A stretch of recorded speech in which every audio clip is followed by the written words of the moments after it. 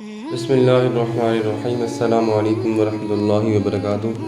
محترم سامعین، کیسے ہیں آپ سب؟ امید کرتے ہیں کہ آپ سب اللہ تعالیٰ کے فضل و کرم سے ٹھیک ٹھاک اور خوش ہوں گے، اور آپ سب کا ماہ رمضان بہت اچھے طریقے سے گزر رہا ہوگا۔ اللہ تبارک و تعالیٰ سب کو ماہ رمضان مبارک کی زیادہ سے زیادہ رحمتوں نعمتوں سے ہم سب کو مالا مال فرمائے۔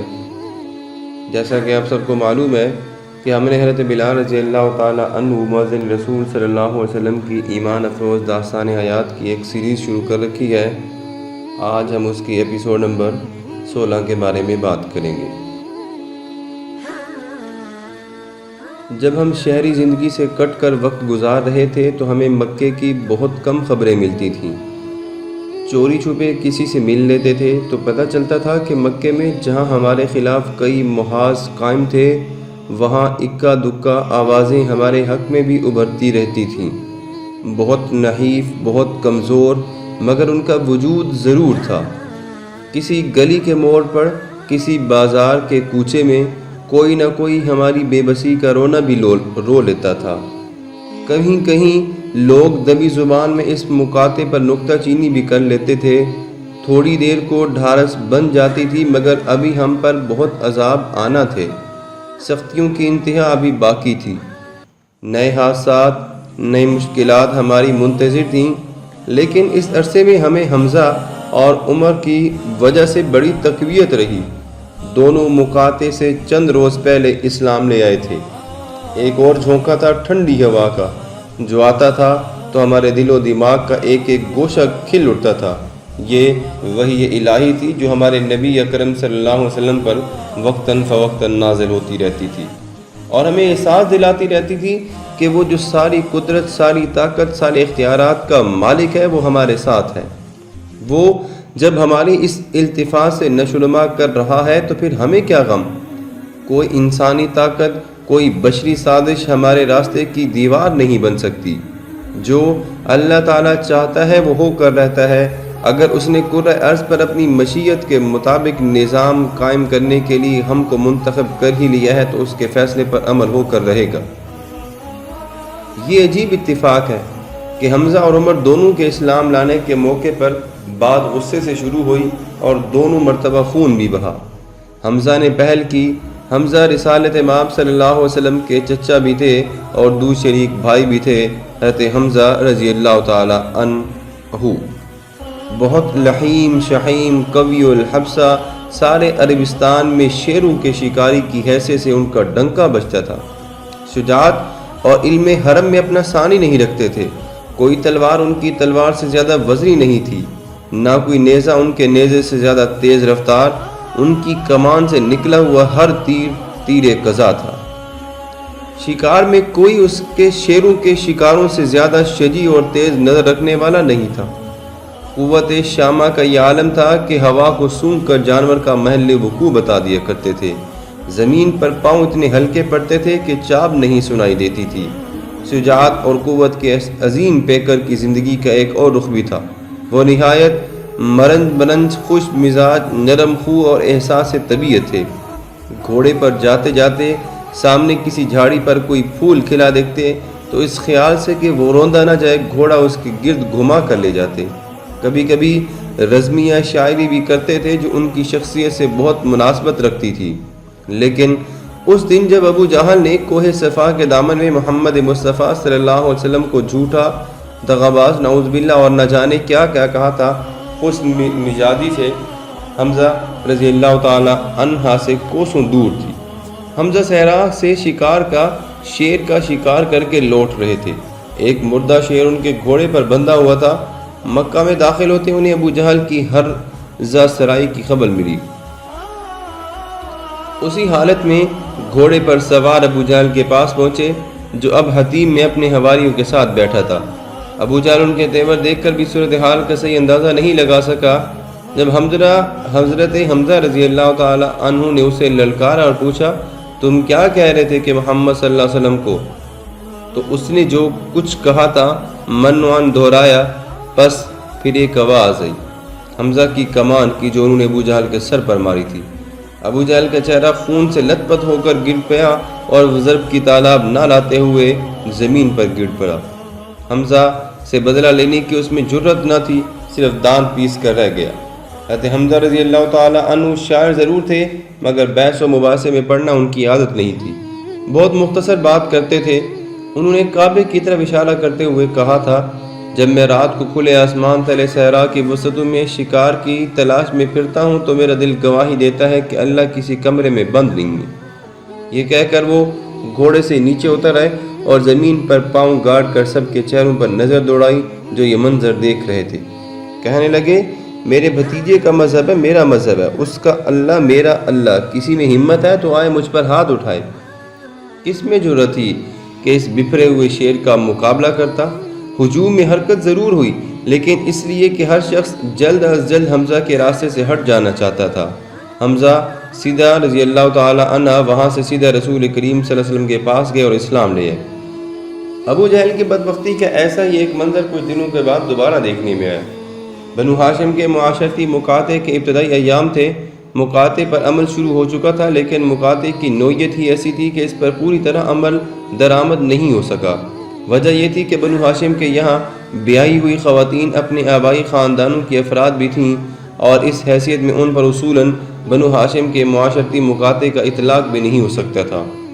ایک دن بنو اسد کے حکیم بن حزام جو مولود کعبہ تھے، ایک غلام سے آٹے کی بوری اٹھوائے محلہ بنو ہاشم کی طرف جا رہے تھے کہ راستے میں ابو جہل نے انہیں دیکھ لیا اور ان کے خلاف برے الفاظ سے بکنے لگا اور کہنے لگا کہ یہ اناج ہمارے دشمنوں کے گھر نہیں جا سکتا۔ وہ غصے سے بولا۔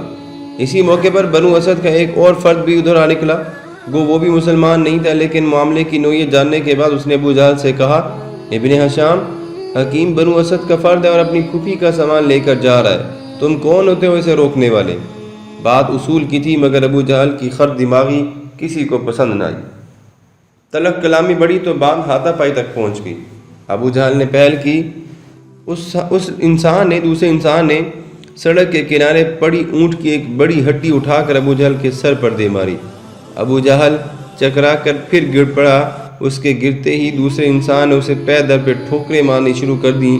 میں یہ سارا تماشا گلی کی نکڑ سے دیکھ رہا تھا اور سوچ رہا تھا کہ دیکھتی آنکھوں سے نہ دیکھنے والے یہ کیسے لوگ ہیں جو اپنے اعتقادات کی کم مائگی اور بے ضباطی کو جانتے ہوئے بھی راہ فلاح اختیار نہیں کرتے، اور محض چند ذاتی مفادات کی خاطر ایک ایسے شخص کی زندگی اجیرن کیے ہوئے ہیں جس کی شرافت، نجابت، دیانت اور امانت کے وہ قائل بھی ہیں۔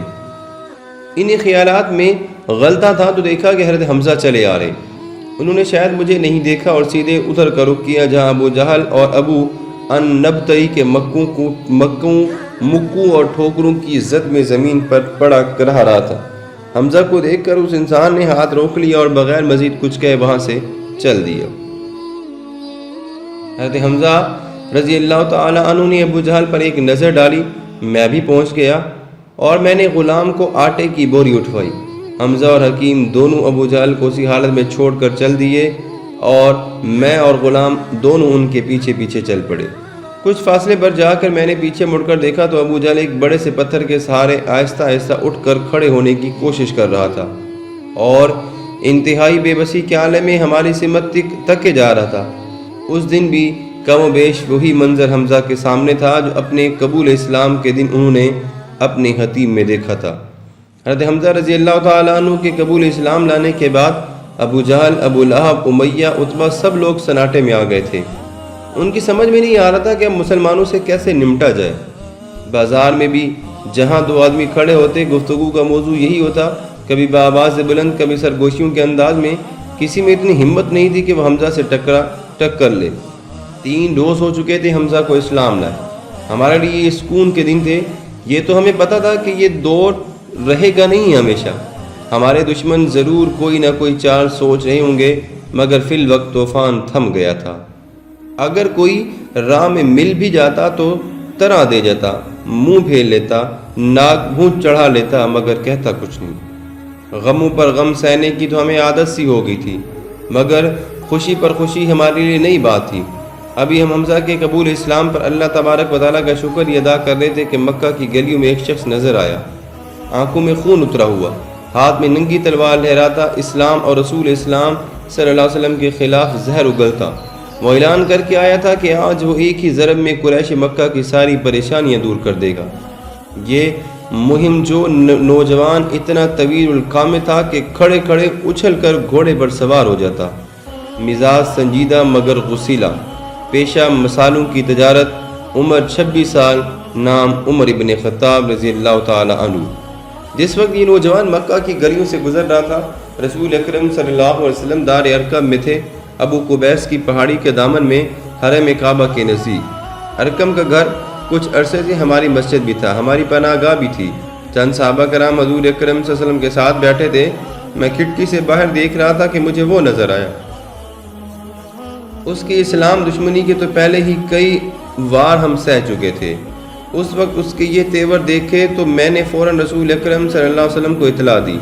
میرا خیال تھا کہ وہ یہ خبر سنتے ہی فوراً کچھ حفاظتی انتظامات کا حکم دیں گے، مگر انہوں نے نہایت آہستہ اور دھیمے لہجے میں جواب دیا، عمر کے مجھ تک پہنچنے کا وقت کا انتخاب اللہ تبارک و تعالیٰ خود کرے گا۔ میں پھر دوڑ کر کھڑکی کے پاس گیا، وہ تلوار لیے چلا آ رہا تھا سیدھا ہماری طرف۔ میں نے عرض کی، یا رسول اللہ صلی اللہ علیہ وسلم، اللہ تبارک و تعالیٰ نے وقت کا انتخاب کر دیا ہے، عمر آ گیا ہے۔ یہ سن کر حضرت حمزہ نے کہا، آنے دو، اگر نیک نیتی سے آیا ہے تو خیر، ورنہ اسی کی تلوار سے اس کا سر قلم کر دیا جائے گا۔ سب لوگ چوکنے ہو کر بیٹھ گئے۔ میں نے چاروں طرف نظر دوڑائی، چولہے پر ایک دیچکا رکھا تھا جس میں پانی کھول رہا تھا۔ میں نے دل میں سوچا کہ اگر خدا نخواستہ ضرورت پڑی تو شاید یہ بھی کام آ جائے۔ ویسے مجھے ہی نہیں، ہم سب کو حمزہ کی موجودگی کا بڑا حوصلہ بھی تھا۔ میں پھر کھڑکی کے پاس جا کر کھڑا ہو گیا۔ وہ لمبا انسان نوجوان اب ہمارے دروازے سے کوئی 50 قدم کے فاصلے پر ہوگا، اس کے اپنے حساب سے زیادہ 40 قدم۔ اتنے میں نے دیکھا کہ ایک ضعیف آدمی کہ جس کی پشت ہماری جانب تھی اس کے سامنے آ کر کھڑا ہوا۔ مجھے لگا کوئی بھکاری ہے۔ یہ بھکاری بھی بھیک مانگتے وقت کوئی موقع محل نہیں دیکھتے۔ یہ شمشیر بکف نوجوان اپنی غسیلی طبیعت کے باوجود ایک مخیر انسان بھی تھا، لیکن اس نے بوڑھے کو کچھ دینے کی وجہ اسے جھنجھوڑ کر راستے سے ہٹا دیا، پھر پتہ نہیں کیسی قسمیں کھا کر چلا گیا۔ ملے اس بد نصیب عورت کے ٹکڑے ٹکڑے کر ڈالوں گا میں۔ اس فکرے میں تانیس کا صیغہ سن کر مجھے گویا اطمینان نہ ہوا۔ میں نے پھر دیکھا کہ وہ یکا یک مڑا اور الٹے پاؤں اسی راستے پر چلا گیا جدھر سے وہ واپس آیا تھا۔ تیز تیز قدم اٹھاتا ہوا، لگتا تھا جیسے اس کے اندر کوئی عفریت داخل ہو گیا ہے۔ بظاہر خطرہ ٹل گیا تھا، لیکن میرا دل گواہی دے رہا تھا کہ آج بات یہیں ختم نہیں ہوگی۔ میں اس نوجوان سے واقف بھی تھا، سارا مکہ اسے جانتا تھا۔ وہ ان لوگوں میں سے نہیں تھا جو کسی کام کا عزم کرنے کے بعد اسے ادھورا چھوڑ دیتے تھے۔ چنانچہ میں کھڑکی کے پاس کھڑا انتظار کرتا رہا۔ اتنے میں نے دیکھا کہ وہی بزرگ چلے آ رہے ہیں جنہوں نے عمر کا راستہ روکا تھا اور جنہیں میں نے دور سے بھکاری سمجھا تھا۔ یہ مکہ کے ایک درمیانے درجے کے تاجر تھے، نعیم بن عبداللہ، جو کچھ عرصہ پہلے مسلمان ہو چکے تھے مگر ابھی اس کا اعلان نہیں کیا تھا۔ وہ دروازے سے داخل ہوتے ہی مسلمانوں کے پاس سیدھا نبی اکرم صلی اللہ علیہ وسلم کے پاس جا کر بیٹھ گئے اور انہیں عمر سے اپنی ملاقات کا سارا ماجرا سنایا۔ کہنے لگے، میں نے باہر گلی میں عمر کو ہاتھ میں تلوار لیے ادھر آتے دیکھا تو پوچھا کہ تلوار کیوں میان سے نکال رکھی ہے؟ اس نے جواب دیا کہ اس کو قتل کرنے کے لیے کہ جس نے قریش میں تفریقہ ڈال رکھا ہے۔ میں نے کہا، پہلے اپنے گھر کی خبر لو۔ اس پر وہ نہایت غضبناک ہو کر پوچھنے لگا، کون سے گھر کی؟ میں اپنے مسلمان ساتھیوں کا راز فاش نہیں کرنا چاہتا، مگر اس صورتحال میں مجھے اور کچھ نہ سوجا۔ میں نے کہہ دیا کہ اپنی ہمشیرہ اور بہنوئی کی، جو کہ محمد مصطفیٰ صلی اللہ علیہ وسلم پر پہلے کی جو کہ محمد مصطفیٰ صلی اللہ علیہ وسلم کی رسالت پر پہلے ہی ایمان آ چکے ہیں۔ یہ سنتے ہی اس کے تن بدن میں آگ لگ گئی۔ اس نے مجھے جھنجھوڑ کر پڑے کیا اور اپنی ہمشیرہ کے گھر کی طرف مڑ گیا، شاید اشتعال کے عالم میں چیختا چلاتا اور اپنی ہمشیرہ کے قتل کی دھمکیاں دیتا۔ اللہ تبارک و تعالیٰ ان دونوں میاں بیوی کو اپنی حفظ و امان میں رکھے۔ میں یہ کہہ کر واپس آ گیا۔ حضرت عمر رضی اللہ تعالیٰ عنہ کے اسی اشتعال کا مظاہرہ میں نے دور سے دیکھا تھا۔ نعیم کی روداد سن کر ہم سب دل ہی دل میں اپنے ساتھیوں کی خیریت کی دعائیں مانگ رہے تھے کہ اتنے میں نے کھڑکی سے دیکھا کہ عمر دوبارہ چلے آ رہے ہیں۔ کھنچی ہوئی تلوار اب ہاتھ میں بھی تھی۔ میں نے فوراً بھاگ کر دروازہ بند کر دی اور کنڈی لگا دی۔ رسول اکرم صلی اللہ علیہ وسلم نے صورتحال کا اندازہ لگا لی اور فوراً اٹھ کر کھڑے ہوئے مجھے کہنے لگے، دروازہ کیوں بند کر دیا بلال؟ سرکار دو عالم صلی اللہ علیہ وسلم نے ایک لمحے کے لیے مجھے خاموش نگاہوں سے دیکھا اور فرمایا، پیغمبر کا دروازہ کسی کے لیے بند نہیں ہوتا، اللہ سے ڈرو بلال اور دروازہ کھول دو۔ یہ کہہ کر وہ کمرے کے وسط میں جا کر کھڑے ہو گئے۔ سارے صحابی بھی ساتھ میں کھڑے ہوئے۔ میں نے حسب حکم دروازہ کھولنے کے لیے پہنچا ہی تھا کہ باہر سے دستک سنائی دی۔ عمر تلوار کے دستے سے دروازہ کھٹکا رہے تھے۔ میں نے فوراً کنڈی کھول کر دروازہ بھی کھول دیا۔ اب جو میں نے دیکھا اس پر مجھے آج تک یقین نہیں آیا۔ وہ جھک کر دروازے سے داخل ہوئی۔ ان کے اندر قدم رکھتے ہی رسول اکرم صلی اللہ علیہ وسلم خود آگے بڑھے اور ان کا دامن جھٹک کر اس سے پوچھا، کیوں عمر، کس ارادے سے آئے ہو؟ ساری کائنات کی قوت سمٹ آئی تھی اس مختصر سے سوال میں۔ عمر سر سے پاؤں تک لرز گیا تھا۔ وہ رسالت مآب صلی اللہ علیہ وسلم کی طرف دیکھتے رہ گئے، پھر پیچھے کھڑے حاضرین کی طرف دیکھا، اس کے بعد نظریں نیچی کر لیں اور اپنی تلوار کو دیکھا۔ ان کے اندر ایک ہیجان برپا تھا اور ایک لاوا تھا جو پھٹ پڑنے کو تیار تھا۔ ہم سب کی نظریں اس پر جمی تھیں۔ یکاجک انہوں نے تلوار ہاتھ سے گرا دی اور کہنے لگے، میں اعلان کرتا ہوں کہ اللہ کے سوا کوئی معبود نہیں اور محمد صلی اللہ علیہ وسلم اللہ کے سچے اور آخری رسول اور نبی ہیں۔ یہ سنتے ہی رسول اکرم صلی اللہ علیہ وسلم نے اور ان کے ساتھی سب مل کر ہم اتنے زور سے ہم سب نے اللہ اکبر کا نعرہ لگایا کہ ابو قبیس کی چٹانیں گونج اٹھیں۔ عمر عورتوں اور مردوں میں اسلام لانے والے تقریباً 40ویں فرد تھے۔ حضرت عمر رضی اللہ تعالیٰ عنہ نے قبول اسلام کر لیا۔ عمر کے قبول اسلام کا تو میں تشدید گواہ ہوں، لیکن ان کے پہلی مرتبہ آنے اور دوسری مرتبہ آنے کے درمیان 1 گھنٹے میں کیا معجزہ رونما ہوا، اس کی تفصیل مجھے بعد میں حضرت خبیب بن الارت نے بتائی تھی، جو کہ آپ حضرت عمر فاروق رضی اللہ تعالیٰ عنہ کے بہن اور بہنوئی کو قرآن مجید کی حدیث کی تعلیم دیا کرتے تھے۔ حضرت خبیب بن الارت لوہار تھے اور اپنے فولاد کی طرح سچے اور قابل اعتماد۔ جس وقت عمر اپنی ہمشیرہ کے گھر پر پہنچے تو خباب وہاں پہلے سے موجود تھے۔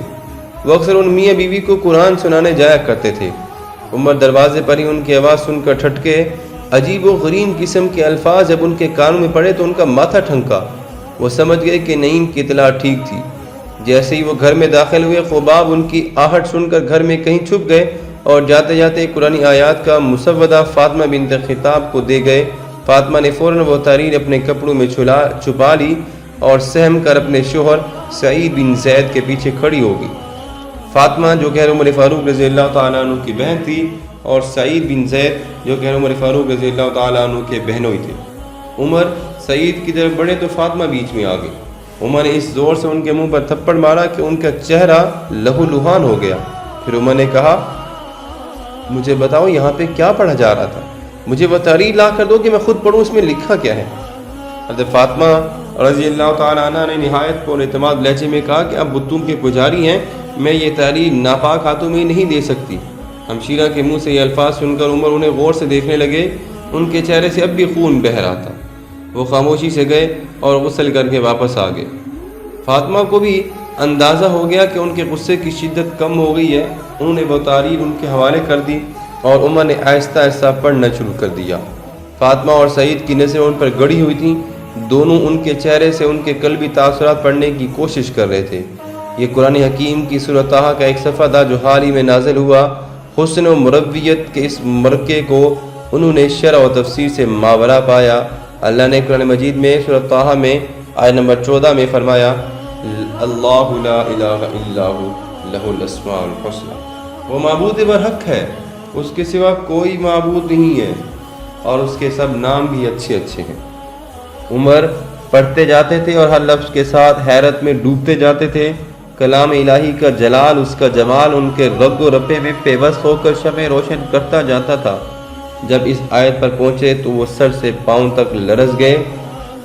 اننی انا اللہ لا الہ الا انا فاعبدنی واقم الصلاۃ لذکری، بے شک میں ہی اللہ ہوں، میرے سوا کوئی معبود نہیں، تو میری عبادت کیا کرو اور میری یاد کے لیے نماز پڑھا کرو۔ عمر فاروق رضی اللہ تعالیٰ عنہ نے خود مجھے بعد میں بتایا کہ انہیں ایسا محسوس ہو رہا تھا جیسے قرآن کی شوکت الفاظ اور حکمت ابدی کا دریا انہیں تنکے کی طرح بہائے لیے جا رہا تھا۔ انہیں اپنے اندر ایک حلاوہ سی سرایت کرتی ہوئی محسوس ہوئی۔ ظاہر و باطن ایک ہو گیا تو سب کو ان کی کیفیت کا علم بھی ہو گیا۔ خباب بھی باہر نکل آئے اور ان سے مخاطب ہو کر کہنے لگے، رسول اکرم صلی اللہ علیہ وسلم نے کل ہی دعا کی تھی کہ یا اللہ ابن خطاب یا ابن حشام میں سے کسی ایک کے ذریعے اسلام کو تقویت پہنچا، اور پھر جس طرح اللہ تبارک و تعالیٰ نے عمر کے ذریعے اسلام کو تقویت بخشی، اس کا حال اظہر من الشمس سورج کی طرح واضح ہو چکا ہے۔ محترم سامعین، یہ تھی حضرت بلال رضی اللہ تعالیٰ عنہ کی داستان ایمان افروز داستان حیات، جو کہ مؤذن رسول صلی اللہ علیہ وسلم بھی ہیں، ان کی ایپیسوڈ نمبر 16 یہاں پہ ختم ہوتی ہے۔ جلد انشاءاللہ آپ کی خدمت میں ایپیسوڈ نمبر 17 لے کر حاضر ہوتی ہیں۔